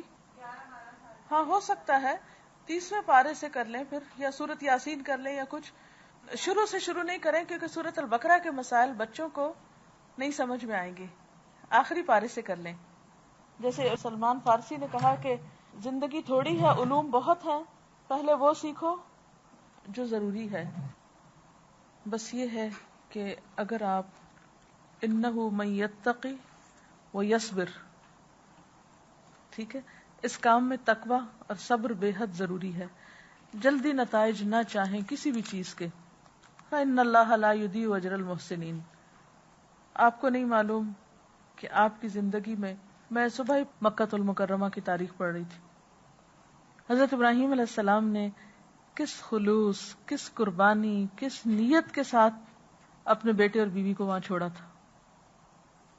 ربنا انی اسکنت من ذریتی بواد غیر ذی زرع عند بیتک المحرم ربنا لیقیموا الصلاۃ. اس لیے چھوڑا ہے کہ یہ تیری عبادت کریں نا, نماز قائم کریں. اور آپ کو معلوم ہے کہ حضرت ابراہیم خود تو وہاں نہیں رہے تھے, وہ تو واپس آ گئے تھے. حضرت ہاجرہ اور حضرت اسماعیل علیہ السلام وہاں تھے. زمزم کا کنواں نکلا اور اس کے بعد جرہم قبیلہ وہاں آ کر آباد ہوا. حضرت اسماعیل کے فوت ہونے کے بعد جرہم قبیلے نے مکہ پہ قبضہ کر لیا, آہستہ آہستہ دین میں بگاڑ پیدا کر دیا. نبی صلی اللہ علیہ وسلم کے زمانے تک وہ تبدیلی 2-3 بار ہوئی, کبھی ایک قبیلہ غالب آیا, کبھی دوسرا, کبھی بنو خزاعہ, کبھی کچھ اور, لیکن شرک کا سلسلہ نہیں ختم ہوا. ایک شخص جس نے اتنی قربانی کی, اپنے بیٹے کے گلے پہ چھری پھیرنے کے حکم کو بھی قبول کر لیا, اپنی بیوی اور بچے کو ایک ایسی جگہ چھوڑا جہاں پر کچھ بھی نہیں تھا. کبھی وہ ان 2500 سالوں میں اٹھ کر دیکھتا کہ یہ کیا ہو گیا, کہ لوگوں نے خود حضرت ابراہیم اور اسماعیل علیہ السلام کے بت بنا کے خانہ کعبہ کے اندر رکھ دیے تھے. وہ بتوں کو توڑ کر آگ سے نکل کر ہجرت کر کے یہاں آئے تھے اللہ کے حکم سے کہ یا اللہ یہ تیری عبادت کرے، میں نے اس لیے یہ گھر بنایا ہے. اور یہی دعائیں مانگتے دنیا سے گئے، رب اجعلنی مقیم الصلاۃ ومن ذریتی ربنا وتقبل دعا. ہاں، اور وہیں پر کئی سو نہیں ہزار سال بت پرستی ہوتی رہی. یہ کتنا تکلیف دہ مرحلہ ہوگا اگر ابراہیم علیہ السلام زندہ ہوتے اور یہ دیکھتے کہ اللہ یہ سب میں نے اس لیے کیا تھا، میں تو بت توڑ کے نکلا تھا، خالص تیرے نام پہ یہ گھر بسایا تھا اور یہاں پھر بت پرستی شروع ہو گئی.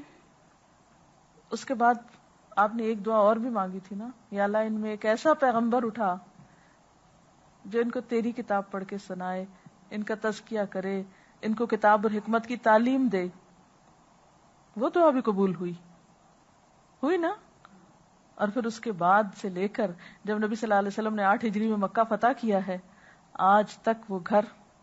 اور ابھی رمضان میں اگر آپ کو وہاں جانے کا اللہ موقع دے اور یہاں آپ دور سے بھی دیکھیں تو مجھے ایک بات کی بڑی خوشی ہوتی تھی، اللہ یہ سارے صرف تیرے لیے آئے نا، اسی لیے یہاں پر جھکے ہوئے ہیں، رکوع کر رہے ہیں، سجدے کر رہے ہیں، اتنی تکلیفیں اٹھا رہے ہیں. ہر سال حج ہوتا ہے، ٹھیک ہے جتنی مرضی خرابیاں ہوں لوگوں میں، لیکن آتے تو اللہ ہی کے لیے نا. پھر بھی اب وہ 250 سال کا عرصہ اور یہ 1400 سال توحید پر، کیا اللہ کے بندے کی قربانی ضائع گئی؟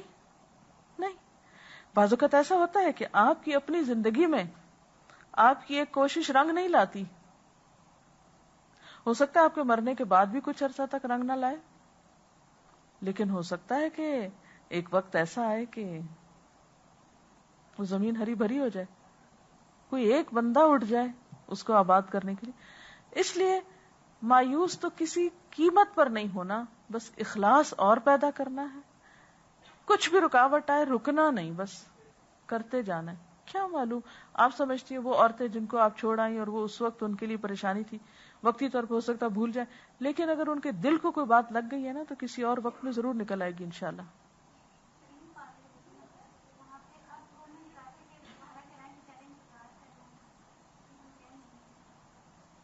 دیکھیے کہ ہر کام اپنے آغاز میں ایک سبق رکھتا ہے ہمارے لیے. ہمیں اپنی غلطیوں سے بھی سیکھنا ہے اور ہمیں اپنی کامیابیوں سے بھی سیکھنا ہے، ناکامیوں سے بھی سیکھنا ہے. اور ایسے موقعوں پر یہ دعا پڑھ لیا کرے، اللہم الہمنی رشدی واعذنی من شر نفسی. جو شر ہے وہ ہمارے اپنے اندر ہے نا.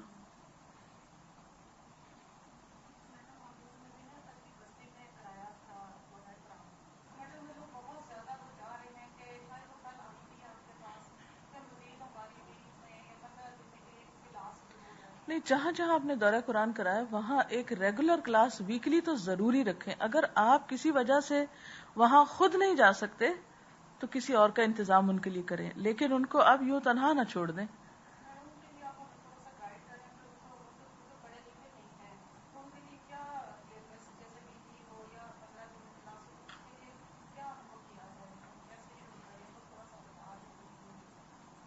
دیکھیں ایک کتاب ہے تعلیم الاسلام، 2 جلدوں میں ہے، پتہ نہیں یہاں اویلیبل ہے یا نہیں ہے، عبدالسلام بستوی کی ہے.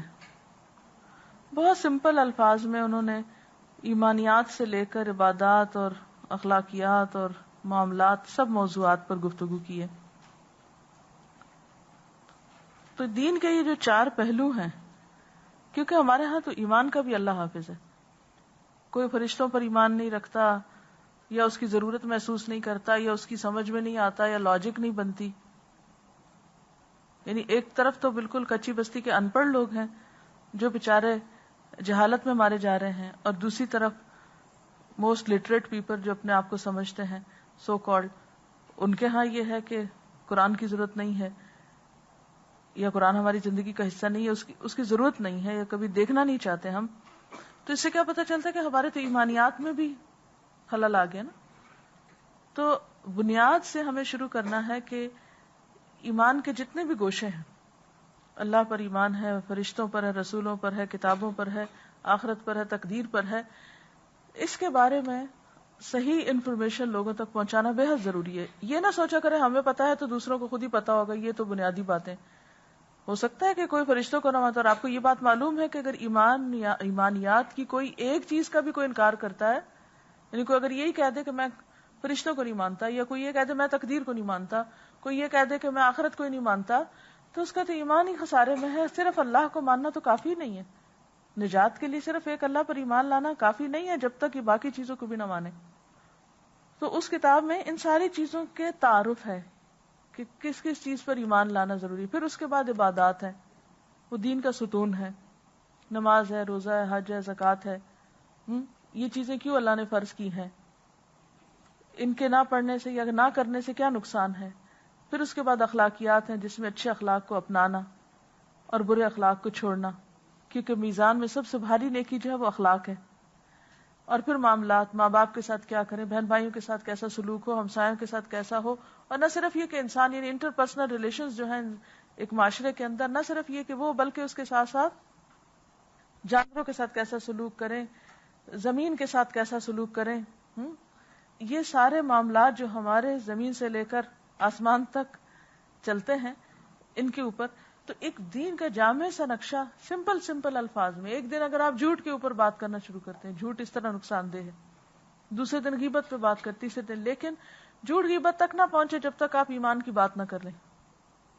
کیونکہ اگر کوئی قرآن کو مانتا ہی نہیں، اس کو کوٹ ہی نہیں کرنا چاہتا، تو آپ اس کو کیا آیت سنائیں گے، کس چیز پہ لائیں گے. اور کوئی چیز؟ ہاں آپ پیچھے.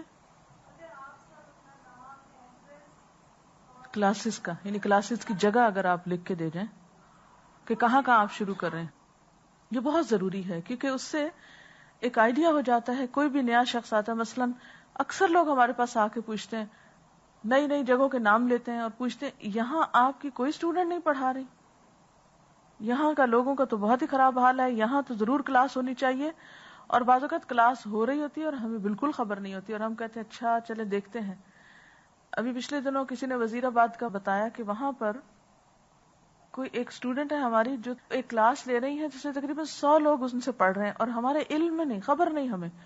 ایک خاتون ہے، ان کے ہسبینڈ کی ٹرانسفر ہوئی وزیر آباد، وہ اس قدر پریشان، میں کہاں جاؤں، میں کس کو جوائن کروں. کبھی وہ کہیں جاتی، کبھی کہیں، بھٹک کے کہیں جا کر ان کی خبر ہوئی. اور اسلام آباد الہدا سے بھی پوچھتی رہی کہ اس شہر میں کوئی آپ کا درس ہوتا ہے، کوئی کلاس ہوتی ہے. ہمارے پاس کوئی انفارمیشن نہیں تھی کیونکہ کرنے والوں نے جا کے خبر ہی نہیں دی. اب یہ ہے کہ وہ جو عورت کا وقت ضائع ہوا اتنا صرف تلاش میں، اگر صحیح انفارمیشن ہمارے پاس ہوتی، وہ ہمیں کانٹیکٹ کر، ہم فوراً ان کو نکال کے بتاتے جی فلاں شہر میں فلاں گھر میں فلاں ٹائم پر فلاں شخص کلاس لے رہا ہے. یا یہ ہوتا کہ جو نیا ایک جگہ پر جاتا ہے اس کو اگلے شہر کے حالات معلوم نہیں ہوتے. اگر پہلے سے اس ایریا کا پتا ہو کوئی کر رہا ہے تو جا کے کم از کم اس کو جوائن ہی کر لے، سیکھنا ہی شروع کر دے، ایک تعارف ہی ہوتا ہے. تو ہمارا باہم رابطہ زیادہ سے زیادہ مضبوط ہونا چاہیے. جتنا زیادہ آپ آپس میں ایک دوسرے کو پہچانتے ہوں گے، جڑے ہوں گے، اتنا ہی زیادہ دین کو فائدہ پہنچے گا. وَاعْتَصِمُوا بِحَبْلِ اللَّهِ ہی نہیں آیا، اللہ تعالیٰ یہ بھی تو کر سکتے تھے نا، وَاعْتَصِمُوا بِحَبْلِ اللَّهِ، اللہ کی رسی مضبوط پکڑ لو. ہم کہتے ہیں ہم نے پکڑ لی، لیکن کیوں کہا جمیعاً، مل کے پکڑو، اکٹھے ہو جاؤ، جڑ جاؤ، تفرقے میں نہ پڑو، ایک دوسرے کو نقصان نہ دو، ایک دوسرے کے لیے برا نہ چاہو. تو اس لیے پلیز کہیں پر آپ 3 لوگوں کی بھی کلاس کر رہے ہیں کسی نئے ایریے میں، خبر دے دیں ہمیں، تاکہ ہم وہاں کسی بھی قسم کی آپ کی مدد کر سکیں یا کوئی اور آپ کے پاس بھیج سکے، تو اس سے آپ ہی کو فائدہ ہوگا انشاءاللہ.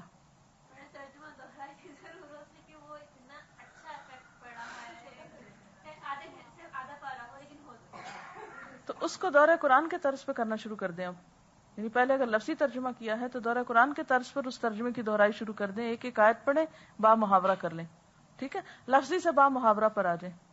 کیونکہ اس دفعہ کورس میں با محاورہ ترجمہ مسٹ ہے. نئے کورس میں شکر کریں پہلے فارغ ہو گئے آپ. اب سب کا ٹیسٹ اس میں ہوا کرے گا، ہر دفعہ لفظی کے ساتھ اس میں بھی ہوا کرے گا. یہ اس دفعہ اس لیے سوچا گیا کہ رمضان میں اگر آپ ماہر ہوں عربی کی عبارت پڑھ کے ساتھ با محاورہ ترجمے کے، تو آپ کو مسئلہ ہی نہ ہو، آپ کو اندر ایک ایسا کانفیڈنس آئے انشاءاللہ تعالیٰ کہ کوئی مشکل نہیں ہے دورہ قرآن یا دورہ ترجمہ. ٹیکسٹ کے کلوز اس کو چمٹے، وَاعْتَصِمُوا بِحَبْلِ اللَّهِ، حبل اللہ کو اور زیادہ مضبوط پکڑنا ہے. تو اس کے لیے یہ ہے کہ اب اگر آپ قرآن پاک کا حصہ جو آپ لفظی ترجمے کی دہرائی کر رہے تھے اگر بامحاورہ ترجمے پر آ جائیں، اور اس کے لیے جو سعودی عرب والا قرآن پاک ہے احسن البیان، اس کا چونکہ آمنے سامنے ہے نا ایک ایک آیت کا، وہ برابر برابر میں لکھا ہوا ہے. یا مولانا فتح محمد جالندری کا ترجمہ اچھا ہے. مولانا مودودی کا مسئلہ یہ ہے کہ وہ ویسے تو بہت اچھا ہے، لیکن وہ ایک ہی پیراگراف میں یہ نہیں پتا چلتا کون سی آیت کہاں جا کے شروع اور اینڈ ہو رہی ہے. آسان قرآن تحریک جو ہے ان کا بھی ہو سکتا ہے، لیکن پلیز جو بھی کریں ایک ہی جیسا پھر اس کو استعمال کریں. اور اگر آپ سمجھتے ہیں کہ آپ کے پاس مولانا مودودی کا ہے اور آپ اسی سے سٹارٹ لینا چاہتے ہیں تو نشان لگا لیجئے ہر آیت پر، ادھر سے ادھر نمبر ڈال لیجئے خود اس کے اوپر، تو اس سے بھی آپ کا کام آسان ہو جائے گا. ایک عربی کی آیت پڑھیے، ایک ترجمہ پڑھیے، ساتھ ہی عربی پڑھیے ترجمہ پڑھیے. دو دو لوگ بھی کر سکتے ہیں. دیکھیے آئندہ کے لیے یہ بھی ہو سکتا ہے، اب اس دفعہ کیا ہوا ہے، دو دو لوگ دورہ قرآن کرا رہے ہیں، 10 یہ کر رہا ہے، 5 یہ کر رہے ہیں. اب آپ یہ بھی کر سکتے ہیں کہ ایک آیت پڑھے اور ایک ترجمہ پڑھے، ایک آیت پڑھے اور ایک ترجمہ پڑھے، ایک آیت پڑھے اور ایک ترجمہ پڑھے. آئی مین نیا پن لائیے تو انشاءاللہ تعالی لوگوں کی دلچسپی زیادہ برقرار ہوگی. میں نے ریسنٹلی دیکھا نہیں ہے تفسیر القرآن جو ہے. چلیے اس پر ہم چونکہ ابھی میں بامحاورہ ترجمے پہ آ رہی ہوں انشاءاللہ اس سال، تو میں خود بھی ذرا دیکھوں گی کہ کون سا ان سب میں زیادہ افیکٹو ہے، تو وہ تو پھر آپ کو بعد میں بتا دیں گے انشاءاللہ. لیکن یہ ہے کہ بہرحال آپ شروع کر لیجئے یہ سلسلہ. ایک دن، صرف ایک دن. میں تو سمجھتی ہوں سیٹرڈے کا دن زیادہ اچھا ہے. سیٹرڈے مارننگ آپ کر لیجئے، یا اگر اس دن کلرز آف اسلام یا کچھ اور ہو رہا ہے تو وہاں پر لوگ کچھ اور کوئی اور منڈے کا کر لیں یا فرائیڈے کر لیں، پھر تاکہ 4 پہلے دن جو ہے وہ آپ کے تدریس کے یا اور کسی کام کے ساتھ گزر جائیں. اس دفعہ ارادہ تو ہے انشاءاللہ، کیونکہ پچھلے سال اللہ کا شکر ہے کافی پاروں کا ترجمہ جو میں نے آپ لوگوں کو کرایا وہ لکھا بھی گیا تھا، یعنی اس کو تصحیح بھی کی تھی، اس کی مزید قریب اس کو کیا تھا ٹیکسٹ کے. اس دفعہ ارادہ یہ ہے کہ اس کو اور زیادہ چھان پھٹک کے پھر اس کو اویلیبل کیا جائے، تاکہ جب آپ کو پڑھانا ہو یا پڑھنا ہو تو قریب ترین ٹیکسٹ کے ترجمہ جو ہے وہ آپ کو میسر ہو. تو انشاءاللہ.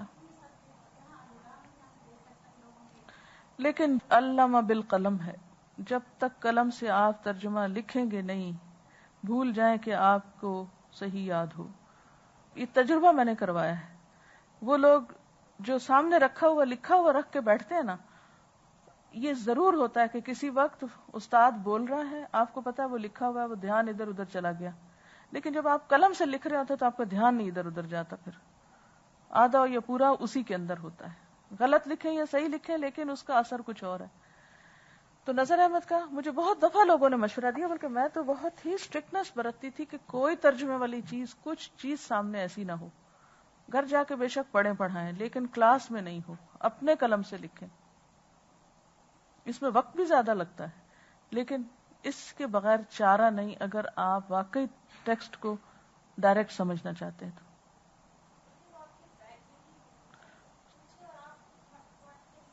اچھا بعض اوقات ہم ڈر رہے ہوتے ہیں نا، ہماری کلاس میں اور کوئی نہ آئے، ہمیں شرم آتی ہے، ہمیں نہیں بتانا چاہتے، یا ہماری ریاکاری ہو جائے گی اگر ہم بتا دیں کسی کو کہ ہم کیا کر رہے ہیں. تو ریاکاری کو آپ خود کنٹرول کر لیں اور دوسروں کے لیے اچھا نمونہ بنے. اور اس کے علاوہ یہ ہے کہ اگر آپ کو مجھ سے کوئی کام ہو یا آپ ملاقات چاہتے ہو تو ہر سیٹرڈے کو انشاءاللہ 11 سے 1 بجے تک میں یہاں کلاس لیا کروں گی، اور اس کے بعد ملاقات بھی ممکن ہوا کرے گی. کیونکہ بعض اوقات آپ مجھے تلاش کرتے رہتے ہیں کہاں ہوں، کبھی فون کرتے ہیں، کبھی کسی طرح تو مل نہیں پاتے، یا کوئی میسج یا کوئی چیز بتانی کرنے کی ہو. لیکن آبویسلی میرے کہیں ادھر ادھر باہر کے وزٹس ہوتے ہیں، اس دوران پھر یہ ہے کہ عربی کی کلاس ہوا کرے گی، ادریس صاحب لیا کریں گے انشاءاللہ، یا ٹریننگ سیشنز بھی اب انشاءاللہ ہم شروع کرنے والے ہیں، وہ بھی بیچ بیچ میں پلان کر کے مختلف چیزوں کے، مثلا یہ قرآن کی کلاس کیسے کریں، فلاں لیول پہ کس طرح پڑھائیں. انشاءاللہ آئندہ اب یہ جو سیٹرڈیز ہیں ہمارے یہاں پر، یہ اسی چیز کے لیے استعمال ہوں گے. کبھی سیرت کی کلاس ہوگی، کبھی ڈاکٹر ادریس کے ساتھ کوئی علمی موضوع کوئی ایک لے کر اس پر کوسچن آنسرز، کبھی ٹریننگ سیشن.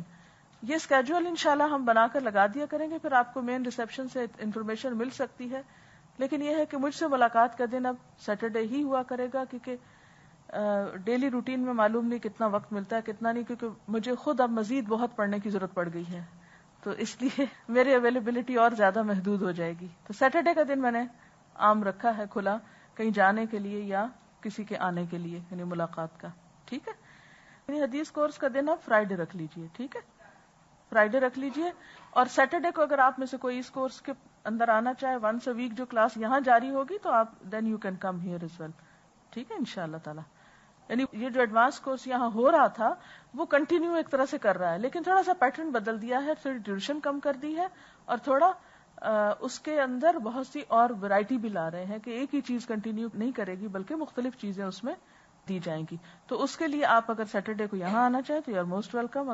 فرائیڈیز کو حدیث کلاس کے علاوہ، اور باقی آپ دیکھ لیجیے جو بھی مناسب ہو.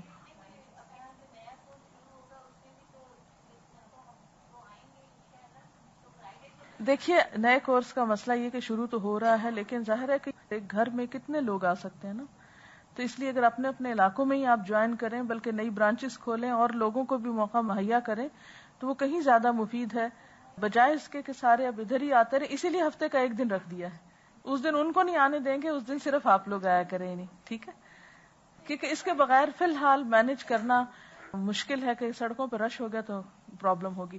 اب ہماری چونکہ ایک نئی میٹنگ ہے، اس لیے میں آپ لوگوں کو خداحافظ کہوں گی. آپ لوگ اگر مزید کوئی معلومات لینی ہے، کوئی سجیشنز دینی ہے، تو پلیز ڈونٹ ہیزیٹیٹ. اللہ آپ سب کو خوش رکھے. اور اگلی جب بھی میٹنگ کال ہو آپ کی، ہم کوشش کریں گے کہ اسی طرح 3 مہینے میں ایک دفعہ، 6 مہینے میں ایک دفعہ، 2 مہینے میں جب موقع ہو، جب کال ہو تو کٹھے ضرور ہوں. کٹھے ہونے میں بڑی برکت ہے، نئی چیزیں انسان سیکھتا ہے. ٹھیک ہے، اوکے. سبحانک اللہم و بحمدک، نشہد ان لا الہ الا انت، نستغفرک و نتوب الیک.